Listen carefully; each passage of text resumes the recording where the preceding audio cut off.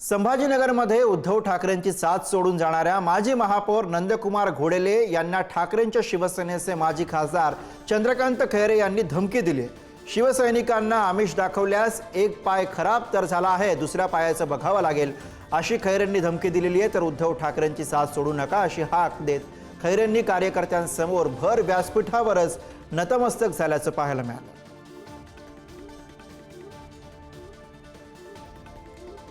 सांगतो की हा जितके पण गेले ना त्यांना आकला नाही, आकला बुद्धी नाही, त्या नंदूला तर साल्याला काही बुद्धीच नाही पाडवायला। त्याला मी सांगणार आहे, तू जर आता आमच्या कोणाला एक लालूच दाखवली ना, मग मी एक पाय तुझा खराब झाला, दुसरा पाय काय करतो। साहेबांनी मला फोन करून विचारलं त्याचा पाय बरा आहे का। साहेब तुमच्यामुळे पाय बरा, तुम्ही त्या हॉस्पिटलला फोन केला, त्या डॉक्टरांनी चांगलं केलं, त्याचा पाय बरा झाला, त्याचा पाय बरा झाला आणि तो आता आपल्या अगेन्स्ट गेला।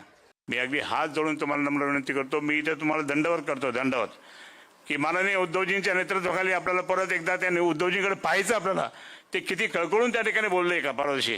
म्हणून तुम्हाला मी विनंती करतो की कुठेही जाऊ नका, आपण सर्वजण एकत्र आहोत, जोरदारपणे काम करू।